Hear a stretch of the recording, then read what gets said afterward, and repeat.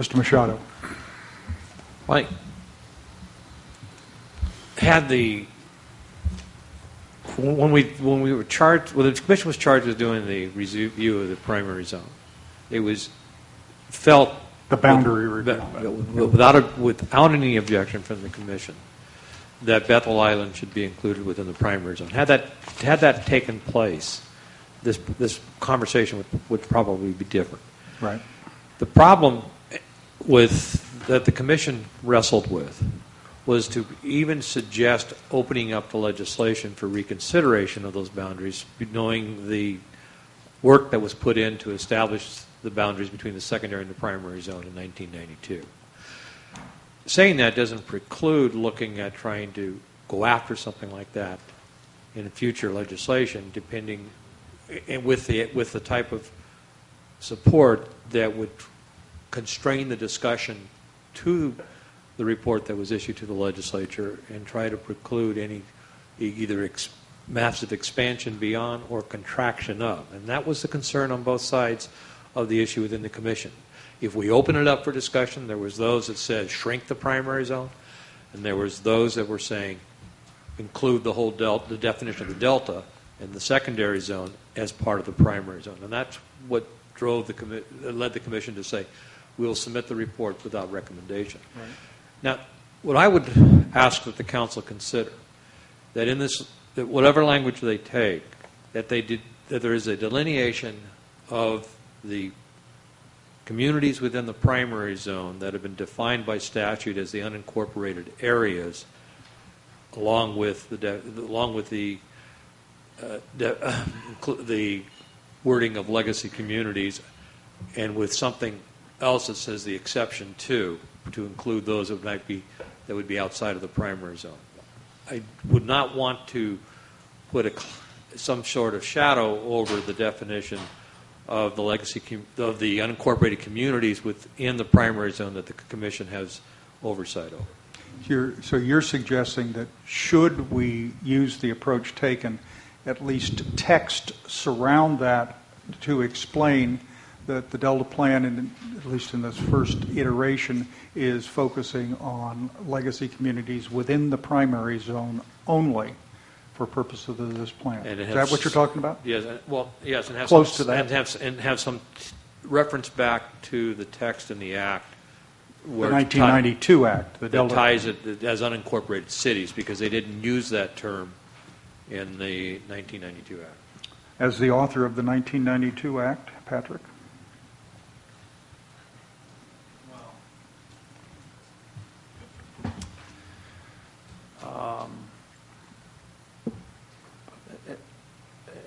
At some point, we ought to resolve this, and I'd be interested in what the reasons are that the Board of Supervisors currently want Bethel Island as a legacy community. Do we know the reasons for their Well, that was a letter from the planning director, not from the Board of Supervisors. As we've drafted the plan, the term legacy community has been used since the earliest drafts. And initially, it had a definition that was proposed that was were towns with distinct natural, cultural, and agricultural heritage. When the glossary was prepared for this plan, and when the narrative was added to reflect the Protection Commission's plan and other actions that were underway at that time, when we added that narrative to the Chapter 5, we then looked at the list that was of communities that was in the Resources Code, in the Conservancy Statute, and went, oh, here's these 10. So we went through and we listed them by name. That hadn't been the approach that had been taken in the past. And because the way the policies worked, we said, oh, we better delineate them. And that was easy to do in the primary zone because those plans, as was pointed out Well, yesterday. I mean, I don't know what the substance of what we're talking about. Why don't we call it an awesome, iconic community? Those words get used a lot. Everybody wants to be attached to one or the other. But I don't know what significance it means. What what's the content of this that matters, either to the Board of Supervisors or, for that matter, to us? Well, I was about to say that. So I think from the county's point of view, we've never asked them, hey, do you want this community on the list or not? Because we just were working with a list that was in the resources code. And I think what the county's been trying to do is say, well, and they're in a very constrained position, in part because of the lawsuits they've been on the losing end of over Delta Cove, which restrained their ability to act on some issues out there. And so what they said is, hey, here's our general plan. So if you're going to have a legacy community, it ought to be either this, because everything is in the urban area in our general plan, or it ought to be this, because these are the areas that are planned for residential development. But as we pointed out, many of those are really now kind of rural residential and even farmlands. So I don't know that the county has a position on this matter. All we know is that in talking with their staff, they've said if you're going to designate an area, it should be either this or that. Okay, all right. So, respectful of what Don says, if the Board of Supervisors, that's the county, ultimately. If they have something to communicate to us, I guess I'd want to hear it. Maybe somebody could make them a call and find out what they think, if they think something. If it's just symbolism for the local community in the hope that it confers some benefit sometime in the future, it seems kind of vague, but probably not objectionable. But from our end, if it increases the state's liability or there's a risk of that, then it does matter, and I'd rather take it off the list for some ephemeral benefit that I can't understand and hasn't even been identified by the county. And it was the county that decided not to have this in the primary zone in 1992. That's what the county of Contra Costa, they said, oh no, this is urbanized. This is in our urban limit area. That's what we wanted. So, and the other legacy communities henceforth that were relevant were in the primary zone, and Mike's talked to that. So, Randy, you have a couple other questions? No.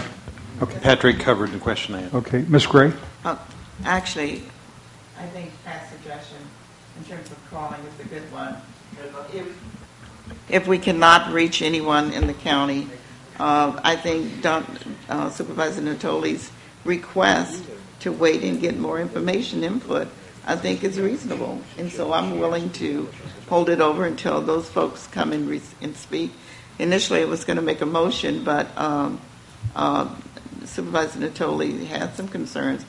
Well, I think his request is to make sure we get all the input. So if it doesn't satisfy that with the call to the county, if not, I would suggest to do what Supervisor Natoli is asking, to hold it over.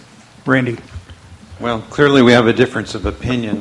We took this up 2 weeks ago, and we called out the absurdity of designating an undeveloped tentative map as a legacy community. And we had representatives from the community there that addressed it. So I made an attempt to try and offer a boundary that made more sense in keeping with the treatment of other legacy communities in the Delta.